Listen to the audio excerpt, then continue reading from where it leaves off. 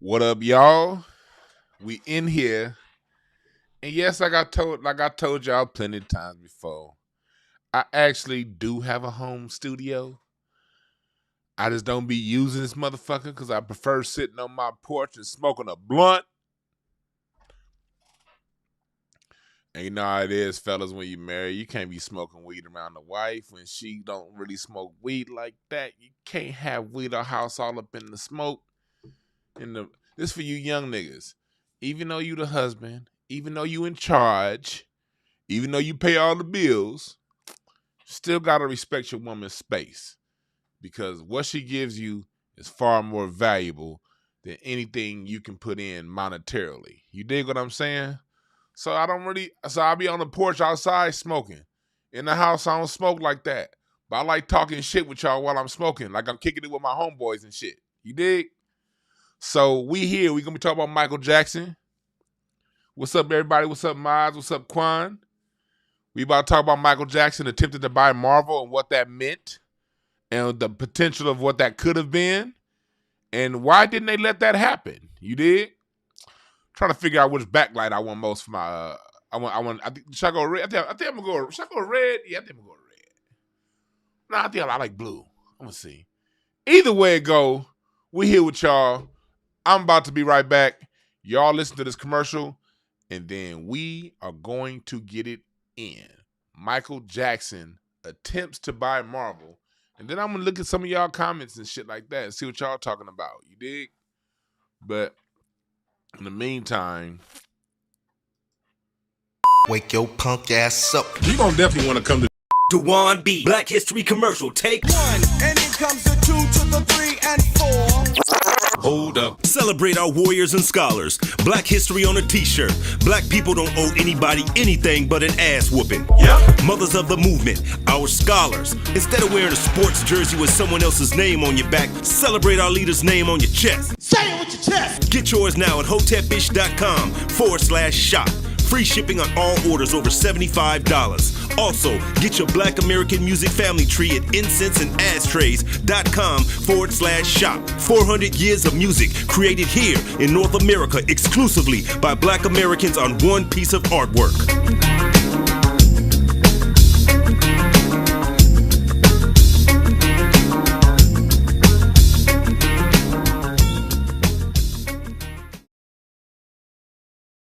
Did I get back in time? Oh shit, I'm dropping shit. Did I get back in time? Shit, I'm over here. Had to get my water and everything. I'm over here dropping shit. Anyway, how y'all doing? Y'all good? Salute to the chat room. As I play one more. Y'all remember the song? We about to get it right in. You're listening to second. Hotep Ish with your host, Dewan B. Intelligent Ish Talk, intelligent shit talk, where we balance the profound with the profane. Political satire, celebrity and expert guests, information and entertainment, conversation and solutions. Leave your feelings at the door.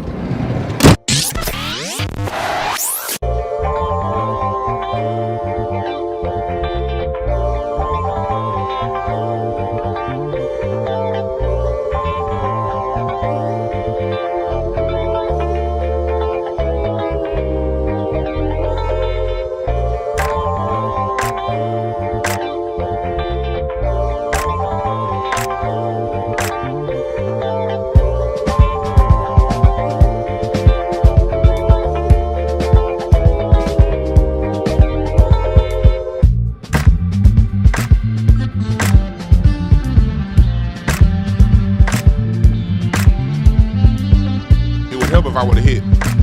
It would help if I was unmuted, wouldn't it? Yeah. We here. Salute to everybody. Melanated Brown says salute to the ones. Salute to Sarah. Sarah's not a part of this episode, but she's part of the caffeine show, but still, salute to Sarah. Shit. Now let me get my preaching music going. Y'all know whenever I'm in a home studio, I gotta play the Lord's music, you dig? What's the Lord's music? Any music I like. But we here. We talking Michael Jackson, the revolutionary Michael Jackson, the great Michael Jackson, public enemy number one.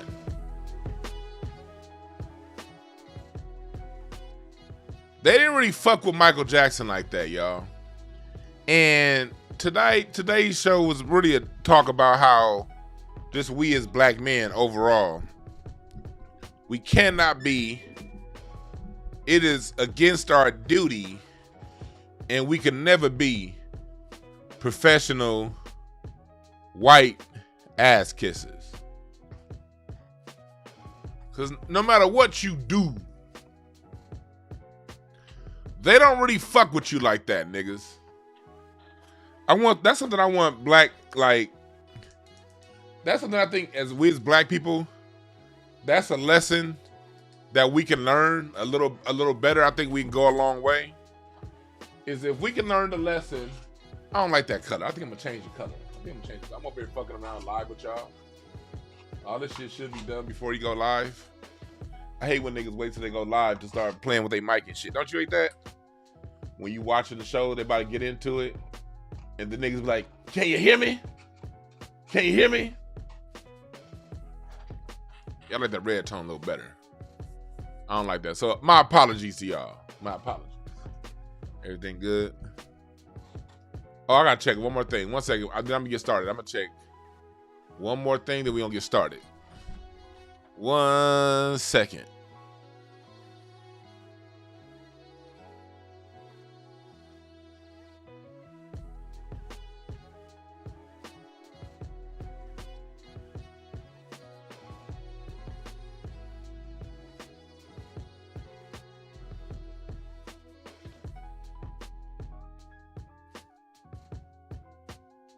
There we go. I had to make one adjustment real quick.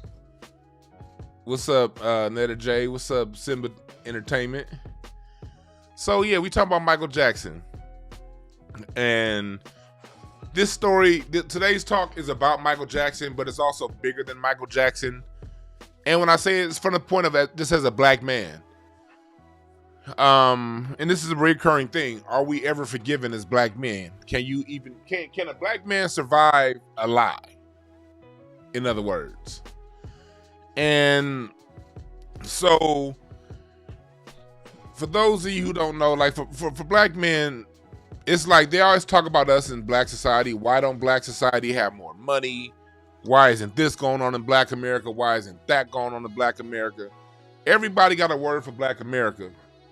But every time it seems like we go to make a move, we go to do something, black men are sabotaged. So, which one is it? Do black men need to do better, or do black people need to be left the fuck alone? You know? And so, that's what we're talking about. Now, as you see, my title is Michael Jackson Attempted to Buy Marvel. And we're about to play some video proof of that right now. But I want to first start off by talking about how when we see people get these charges and stuff get brought up on them out of nowhere, especially when they black, oftentimes there's a correlation between the charges and the timing between when the charges are brought up and a business move niggas was about to make. You know what I mean? If they didn't get outright killed like Sam Cooke, you get charges thrown on you like Irv Gotti and Suge Knight and Jay Prince when they wanted to own their own distribution. Bill Cosby when he tried to buy NBC. Michael Jackson when he tried to buy Marvel. And I'm bringing this up and I'm being very antagonistic because there's a lot of niggas out there. Y'all know this, like, it's become a punchline. Hold on. Oh shit. I knocked my camera down. Nigga done knock the camera over. Which way is it? God damn. I'm over here trying to see. I'm trying to do way too much. There we go. Y'all done seen my whole setup. Yeah, I'm not in front of a brick wall. I'm high though. Since the nigga is a little bit high, these glasses, I had to put my glasses on because I'm high in the motherfucker. At least for the next 5 minutes. At least that his high wear down some. Then as his high wears down and my eyes get back to normal, I'll go back to not having no glasses on. This is another reason why I don't do my studio a lot. I'll be high. I don't want no lights in my fucking eyes. Not to talk to you niggas. I love you though. But black people, black men, we tend not to. We know it's like you had a lot of black people, especially your Democrat kind of Negroes. Y'all know those Democrat Negroes, those vote blue no matter who.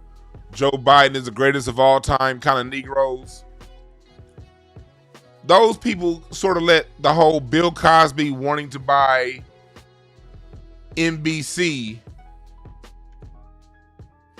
they use that as like a punchline. And you see that like it's one of those things where we as black people, we're so self-sabotaging and so self-hating. We could take something that really happened or suspect we could have happened, and then we turn that shit around to like a running punchline. You know what I mean? It becomes a thing. And it became a thing like, it seems like every time a black person goes to make a big move, what's the first thing niggas go around saying? Oh, he must have tried to go buy NBC. Like that's become like a running punchline, you know?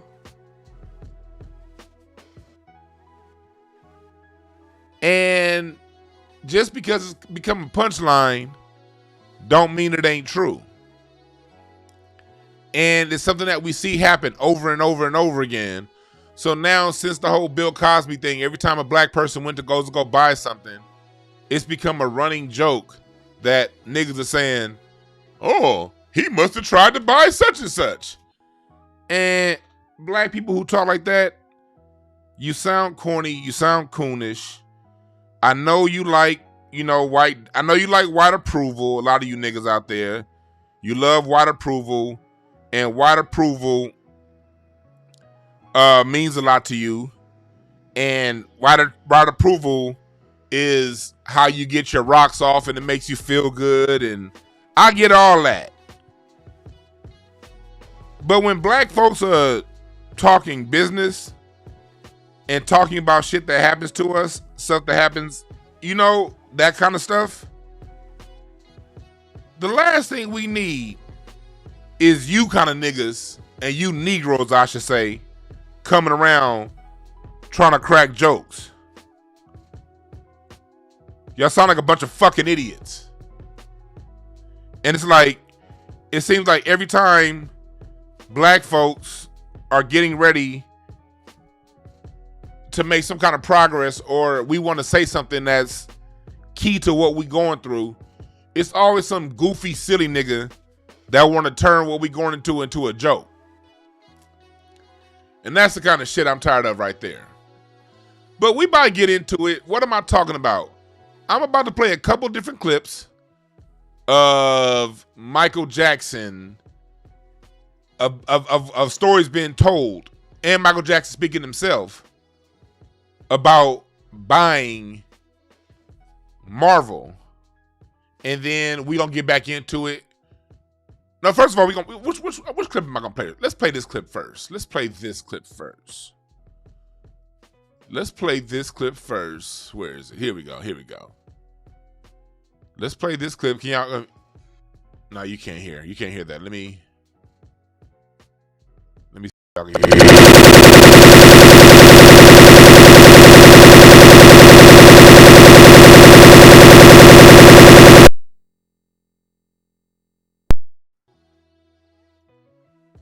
Nope, can't hear that either. Hold on, y'all. Hold on. Let's see if you can play it. Here it is. And I said, sure, I'll come. He wanted... Okay, you hear that? Okay, here we go. This is the voice of Stan Lee talking about his interaction with Michael Jackson wanting to buy Marvel. Listen to this real quick. He wanted to talk to me, so he called me, and I said, sure, I'll come. He wanted to be Spider-Man, to buy the rights to Spider-Man. I think he wanted to play the part of Peter Parker. He never said that, but I gathered that. When I told him I didn't think the company would sell it, he then wanted to buy Marvel. He said, well, then I'll buy Marvel. I don't know what happened. I mean, obviously he didn't buy Marvel, but he wanted to very much. That right there was the He came to my voice house once, about 2 years later. of Stan Lee talking about Michael Jackson wanting to buy Marvel. Now, I want you to hear it again in Michael Jackson's voice. About a plan to buy Marvel, the comic business, back in 2001 or 2. About a plan to buy Marvel, the comic business, back in 2001 or 2, I think it was. Let's listen to this. We could easily go into Universal and buy. We would own Jaws, E.T., Close Encounters, all the classics from Universal. Own all of that stuff. And that will allow us to do a channel. Part of the Marvel channel can be not only the Marvel characters, but Marvel films like the catalog. We could do anything we want, from restaurants to retail, theme parks. Now, you actually got the financing in place, I believe, for this deal. Then came the scandal court cases, and it all got put on the back burner. Disney ended up buying Marvel and doing exactly what Michael had predicted and making a fortune at it. Tell me about this. Y'all see that? That was Michael Jackson in his own voice.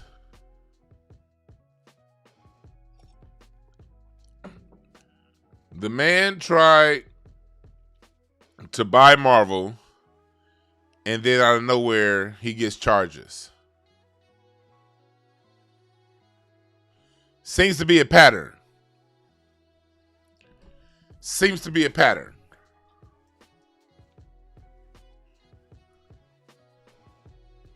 Let me see if I can pull that article up. Okay, look at this. Listen to this. Volume, where are you?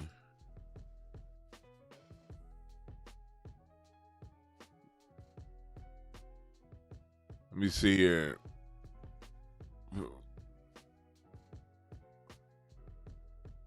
Oh no, that's not it. That's not it. I'm over here. That's not the one I was looking for.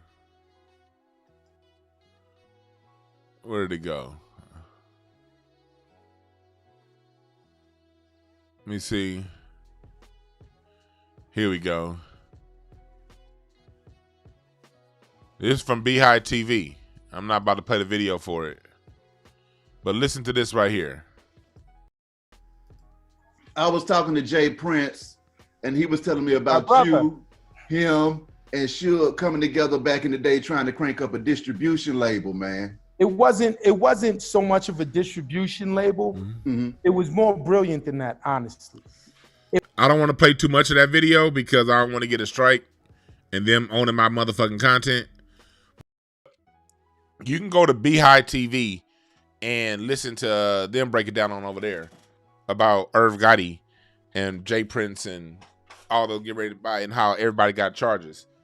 And you have to wonder, is that the thing that stopped a lot of major moves from being made with black people in business? You create something out of nowhere every time it's time to make a move. And this has been the pattern that they've done. They did the same thing back in the day. You know, when Jack Johnson was too big, they created the Mann Act. You know what I mean? Most anti-black laws, most laws that are centered around throwing people in prison over nothing, are generally around black people owning major things, major business, and making major business moves.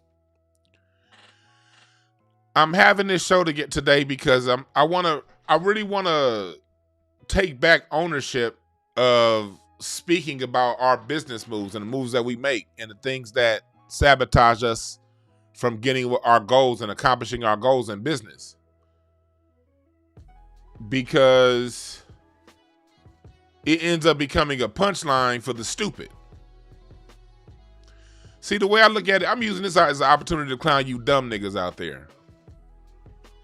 It's like the dumb niggas have been the loudest for too long. And I'm tired of the dumb niggas controlling the discussion for Black America. When the intelligent amongst us try to talk about things that happen and strategize, it's always a dumb nigga that wants attention. A dumb nigga that ain't gonna do shit. A dumb nigga that ain't gonna build shit. Don't know nobody who's ever built shit. Was probably raised in the projects, and your uncles ain't never done shit. Your mama ain't never fucked a nigga that done shit. So when a black man is getting ready to do shit, those are the first dumb niggas in the crowd talking about something. He wanted to buy NBC. This shit happens. And it happens every day. Happens all the time. It's just simple questions that you have to ask yourself. Why is it the people who create everything can't maintain ownership of anything major? Why is it the people who created the elevator can never seem to own a high rise? Why is it the people that create all the music could never seem to own their own distribution? Why is it the people that invent every substantive thing America has ever really used and needed? Why is it that we can never maintain and control ownership of it? That should tell you right there that there is a system in place to where when any individual from that group makes a move to threaten the status quo, there has to be some sort of system in place that's stopping said person or said group from doing what they do on a larger level. And once you identify there is some system in place, the next question is, what system is in place? What strategies are being used to disinherit these same people who invent all of these great things, have all of these great ideas, that do all these amazing things? What system is in place to stop those people from maintaining ownership, and how does that system work? These are simple questions that we have to ask, but these are not simple answers. One question that we ask we can spend a week answering one question. And people like to break it down into one simple thing. Well, all you got to do and I heard people say, like Burna Boy, what if black people just had a country to back them? No, it ain't that either. It ain't that either. It's not that. Not about having a military to back you. That's part of it. That is having a military and having a country to back you is a major part. It's a part that can go into the bigger story, but it's not the story.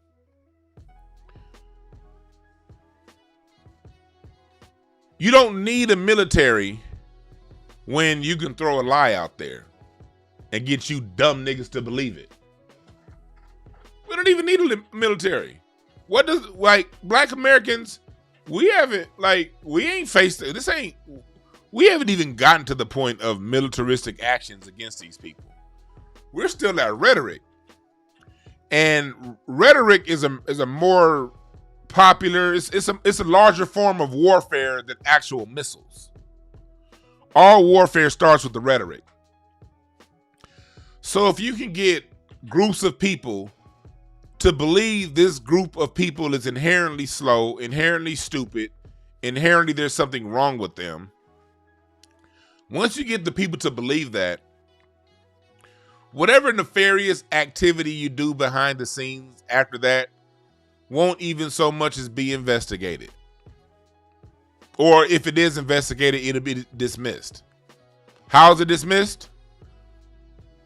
Well, when they go to make a move, throw some charges on that nigga. And use our media. Chuck Berry was another one. Sam Cooke. We can go down VJ Records. I read a book about VJ Records. Not VJ. It wasn't a book about VJ Records. It was talking about how R&B was died off.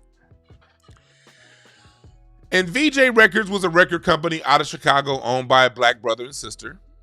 And VJ Records was a company that released the Beatles and made the Beatles popular.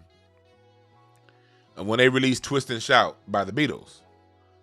Well, VJ Records went out of business. And when I read this book written by a black person, I'm not going to bust the person out, but because I believe that even when a black person writes stuff, you still got them folks that control the publishing, and they're the ones that's going to have the final word is what's said in any book. And in the book, it said, the reason why VJ Records isn't around anymore is because the owners of VJ Records spent money like crazy, and they blew money. And because they blew money like crazy and spent money on lavish things and lavish parties, that's the reason why it's not around. First off, all record labels throw lavish parties. I've been to plenty of them. I've been to plenty of them parties, and they talk about some lavishness. So I went to one party I went to a Grammy party, one Grammy party like 10 years ago, and in the gift bag, it was like longer than like 15. This is back when iPods were still out. It was like 2008. I went to a Grammy party. Them niggas was giving away iPods. They was giving away PlayStations, perfumes, lotion. I took one of them lotions home. My wife was like, damn, this bottle of lotion costs $300. I was like, what? Talk about spending money. But when the black-owned label went out of business, they told you it's because they had a lavish lifestyle and they spent too much money. Well, what really happened was VJ Records got sued to high heaven from Columbia Records because they wanted the Beatles back. They knew they made a mistake letting them black folks take the Beatles, and they sued that black company, and they kept suing until that black company, VJ Records, could no longer own their record, pay the legal bills, and they took the Beatles back. They played Big Bank, Take Little Bank. But when the story was written, they blamed the black people, said they were spending too much money on lavish parties. The lavish parties isn't what took VJ Records out of business. It was the white record labels suing them out of business is what took them out of business. It's like every time something happens, and it's like as a black person, when you bring up that so-called hidden hand, the first people in your way is niggas. The minute you bring it up, what you're going to see is a black person. Well, they still should have done better.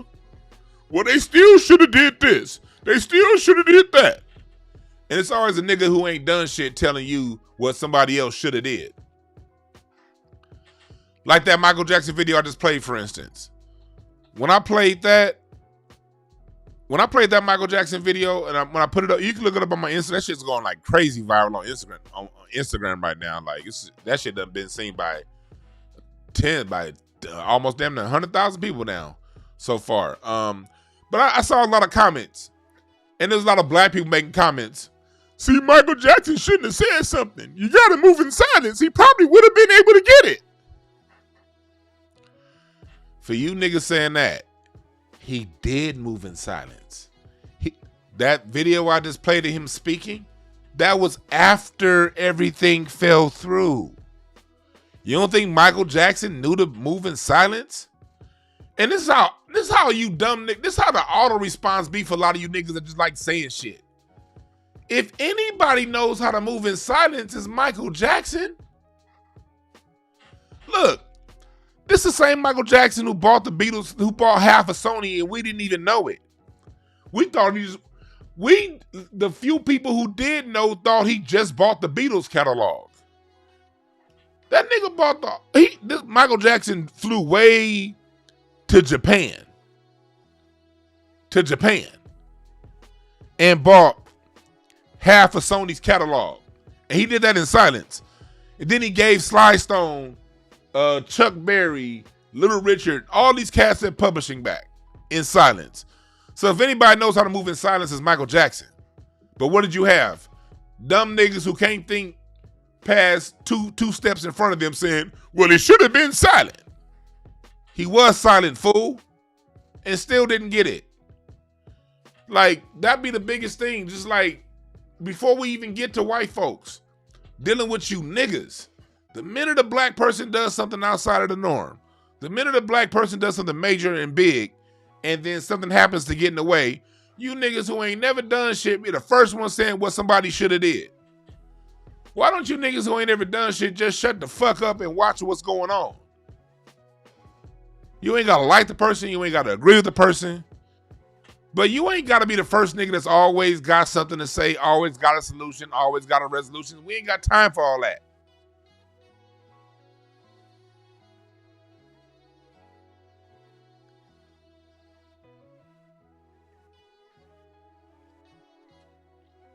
Because black people ain't perfect. And we not going to be perfect.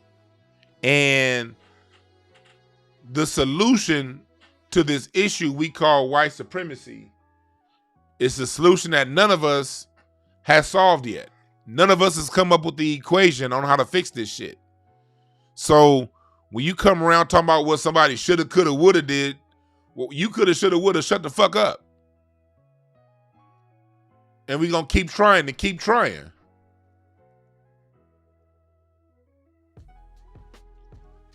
So Michael Jackson attempted to buy Marvel, and out of nowhere, he gets more of these charges that come up. And it's crazy too, because those first sets of charges happened after he bought Sony. They weren't tripping on Michael Jackson until Michael Jackson bought that half of Sony catalog. That's when Michael Jackson really became a problem.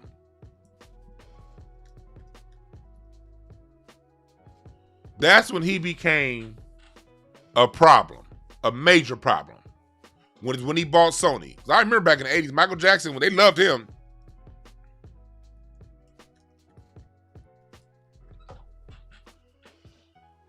you dig what I'm saying? And let me play it. I want to play this video, but it's too long. I think I'm gonna put this video in the it's too long to play, but I'm gonna put it in the description. Let me see here. Listen to this. First, let me say, I really don't like to talk that much. To Jackie Wilson, to Fred Astaire. Let me see. Story.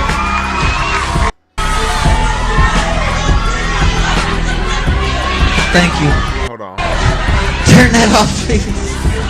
She said to me, here it is. Crying. She was crying so bad. No, what? I don't mind. Take it. Marco is getting gangster today! Michael Jackson. Yeah. Mariah Carey, after divorcing Tommy, came to me crying. Crying. She was crying so bad I had to hold her. And she said to me that this is an evil man. And Michael, this man follows me, she said. He taps her phones. And he's very, very evil, and she doesn't trust him. And he is a horrible human being. And we have to continue our drive until he's terminated. Oh! There you go!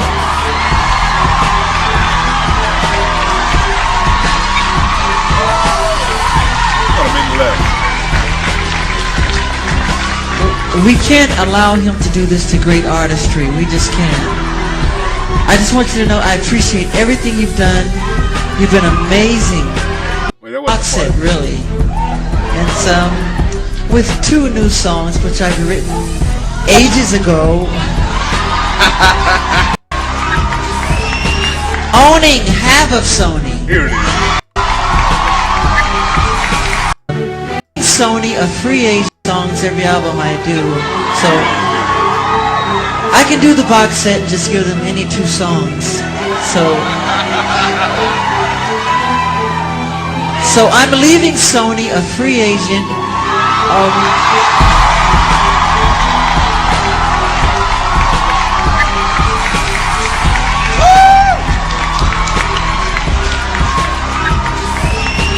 Owning half of Sony. So I own half of Sony's publishing and I'm leaving them, and they're very angry at me because of it, but I just did good business, you know. Tell him! Tell it, Michael! Tell the story! Y'all can go back and watch the whole video. But basically that's Michael just basically talking about, owning half of Sony. And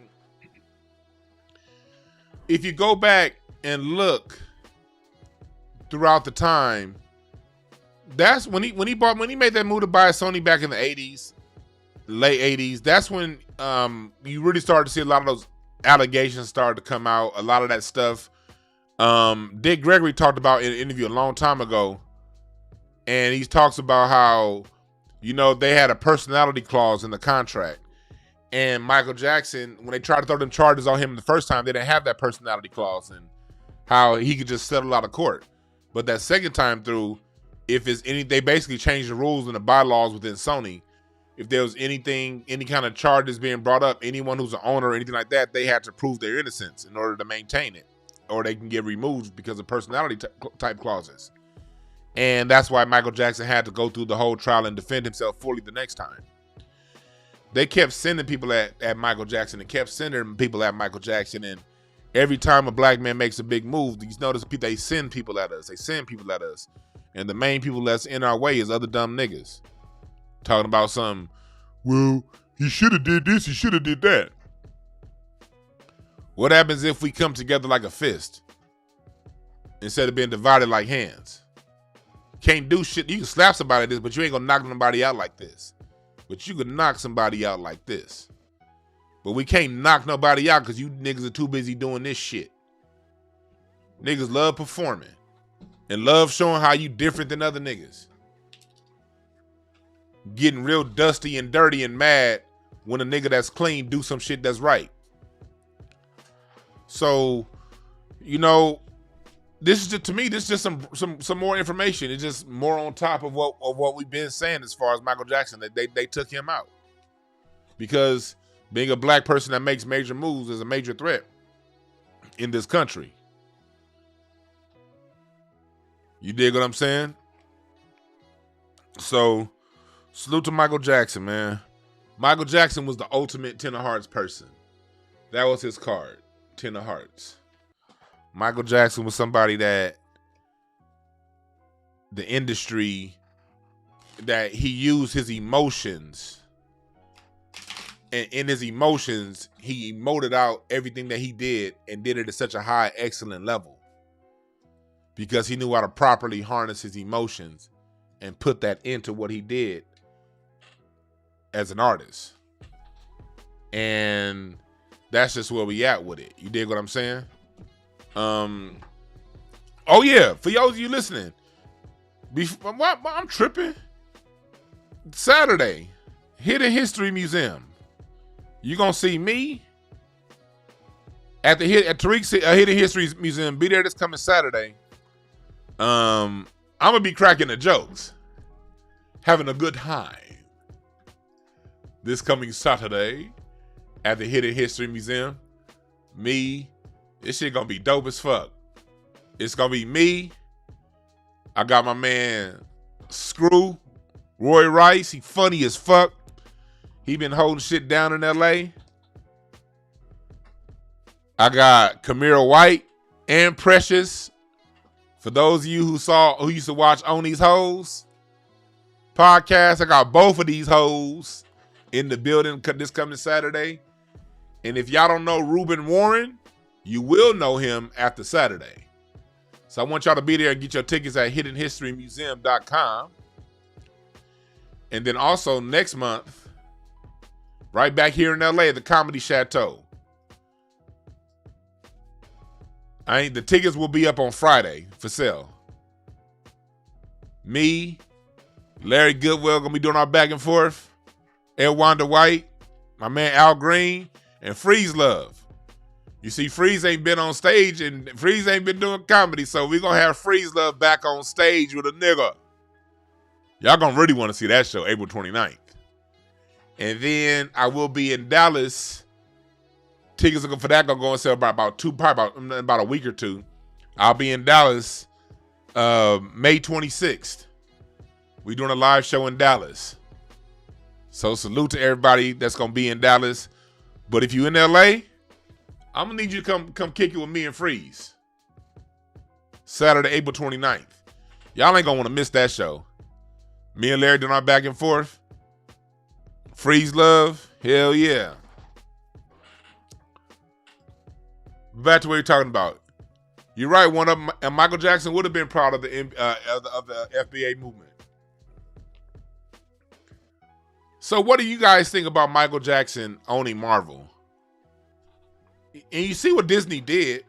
Disney literally did everything Michael Jackson said he would have done with Marvel. Dirty sons of bitches. Dirty sons of bitches. You know? So he said, May 26th, your birthday? Hell yeah. So yeah.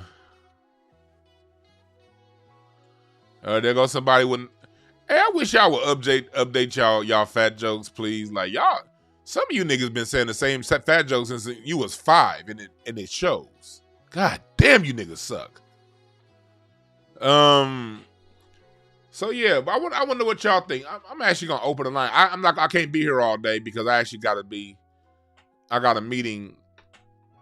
Actually, I got a meeting over at Sony Studios in about an hour, so I can't be here all goddamn day. A nigga got a meeting to talk some business. Some business with them folks over at Sony. I'm over here looking for the phone number. Hey, Miles, help me out. What's my phone number? Where's my thing at? I usually I got here it is. What's the phone number? There it is. 323-744-7425. 323-744-7425.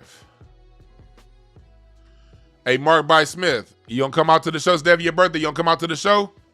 Come out to the Hidden History Museum and come out to April 29th. They're gonna be 2 completely different shows. So if you come to the Hidden History Museum and you come out April 29th to my show, you ain't getting the same show twice. Hell, I'm barely gonna repeat some of the same jokes. So I need y'all to come out to both of them shows if you're in LA. And if you're in Dallas, I need you to come out in Dallas. And Dallas is gonna be a different show than both shows. Hell, if you're gonna be in Dallas, come to both shows in LA and the show in Dallas. You will not get the same show twice, I promise you. I improv my shows off the top of my head, so it ain't gonna be shit done the same way twice in any of my shows. Even if I tell one of my old jokes, one of them old jokes ain't gonna be told the same way 2 times in a row.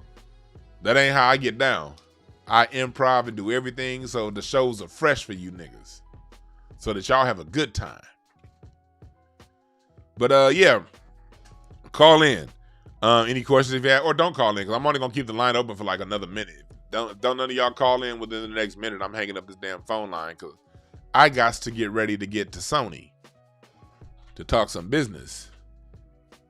I was just talking all that shit about Sony doing Michael Jackson and where am I about to go meet? Sony. Hell yeah, Bruce. I'm going up there after talking shit. The truth is the truth. The people who work for Sony now ain't the ones that did that to Michael Jackson. You know what I mean? It's some new people up there, but we still got to tell the truth about what went on. But Michael Jackson was definitely one of the great, not only one of the greatest artists of all time, he was also one of the great businessmen of all time.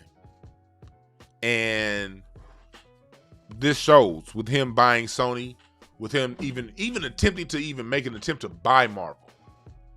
That goes to show you how much of a businessman Michael Jackson was. Oh, somebody just tried to call. Call back. I just missed 2 calls. I'm over here running my goddamn mouth. Call back. If you don't call back in the next 30 seconds, nigga. I'm hanging these phone line up. Yeah. Somebody said, how long have I been doing stand-up?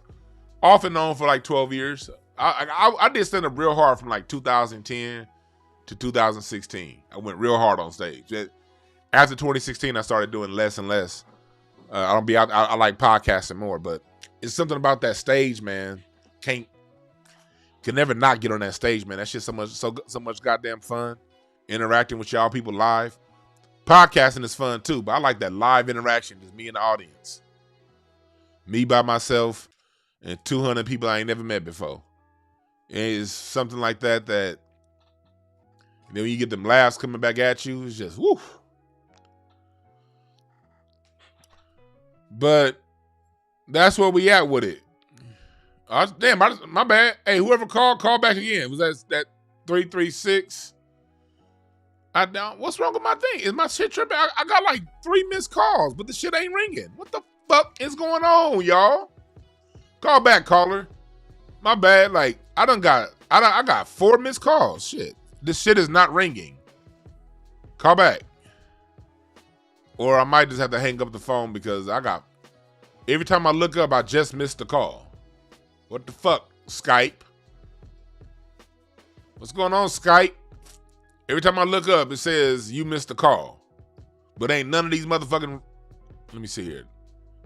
There we go. I think that went through. What's up, caller? What's the name? Where you calling from? I'm calling from Baltimore. No, can't hear you. Can't hear you. Hold on, caller. Hold on, caller. It might be something on my end. Hold on, caller. All right, caller. There you go. Can you hear me? Yeah, I can hear you. There you go. I can hear you. We can hear you now. There we go. We solved the phone problem. What's up? What's up, Dwan? It's Rainbow. Rainbow, what's up? What's up? What's going on? What's on your mind? Nothing much, chilling, man. I was actually born on the same date as Mike. Oh, you were? August 29th. Yeah. Oh, so that means you a Ten of Hearts person. Yes. I'm an art. I'm doing art right now. I'm listening to you. All right. Okay, cool. Let me do a quick reading on you then, since he called in. Hey, for those of you new, I'm also a card reader, not tarot cards, playing cards, the same cards you play poker with. So since you called in here, I'll go ahead and do it. Ten of Hearts. Okay, cool. See, a Ten of Hearts, your job, your life journey really here is to master your emotion and use your emotion to have success with people, which tells me you went through a lot of emotional drama and trauma when you were young. Yes.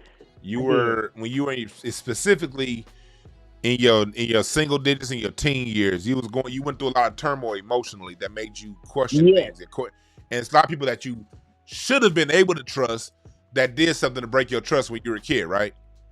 Yes. Oh my God. My mother died when I was 12. I grew up with my aunt and them, and they were terrible. They were terrible to you, yeah.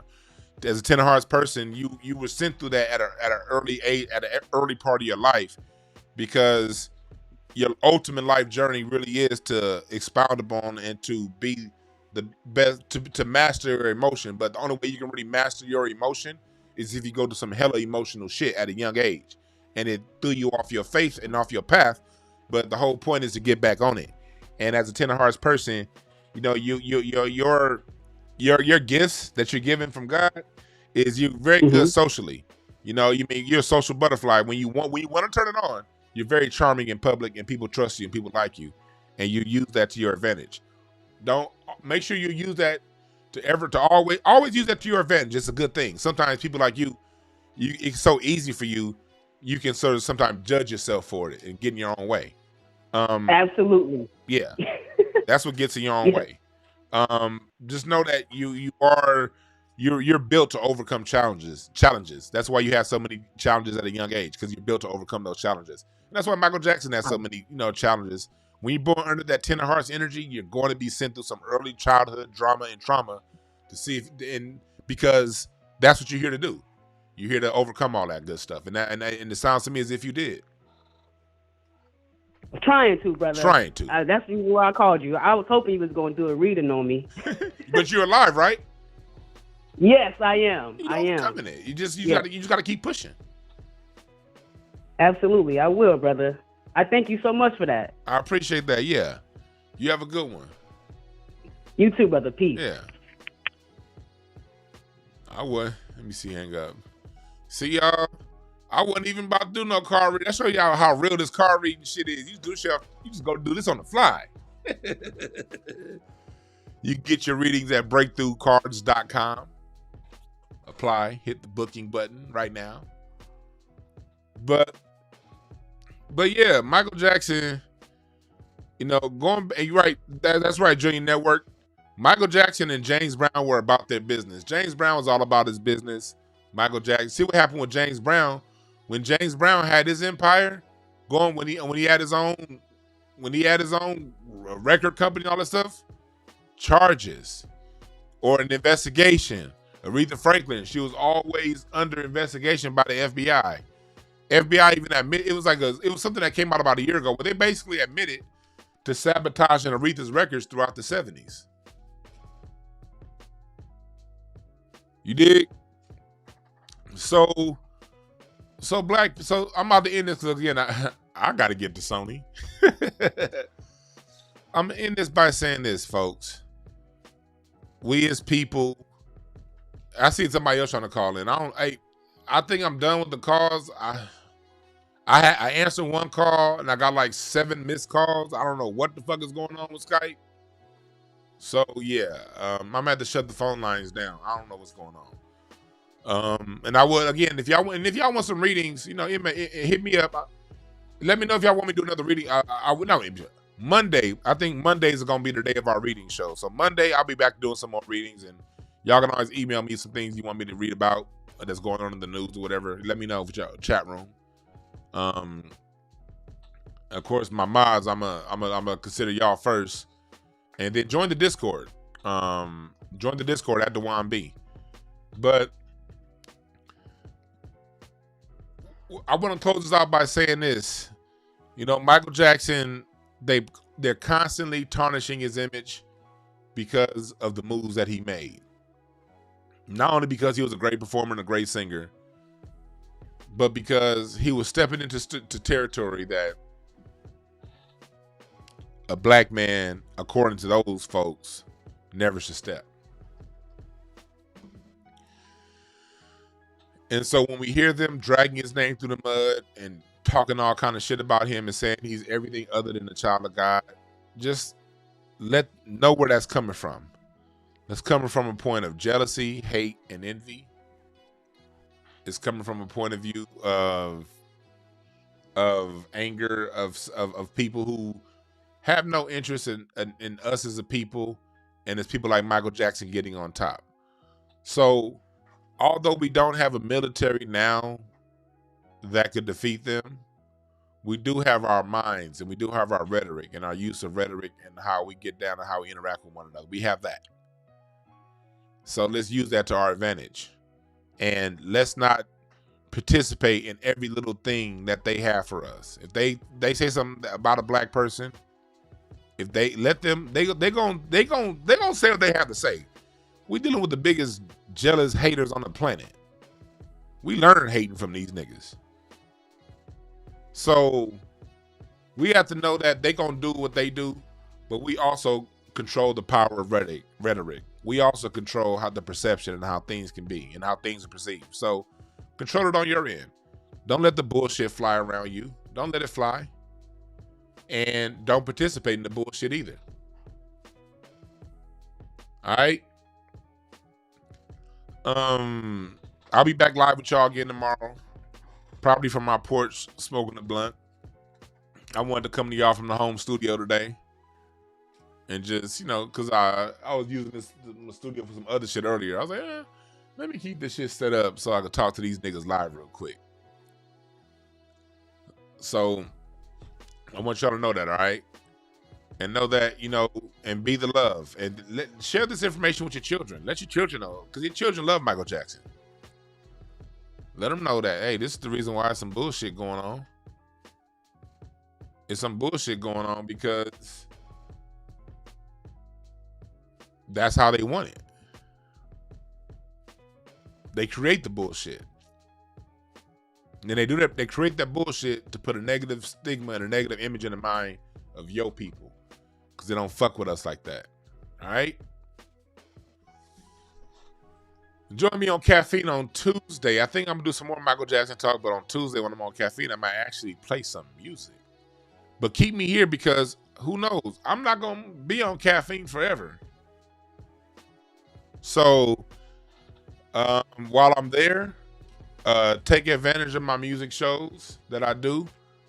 For those of you who are my faithful Mixcloud Incense and Ashtray subscribers, I know I've been inconsistent the last 9 months with Incense and Ashtrays. That's because I got a lot going on. But thank y'all for sticking with me. I'll try to do. I don't think I'll be able to do an Incense and Ashtrays tomorrow night with you guys. I'm not even gonna lie to y'all.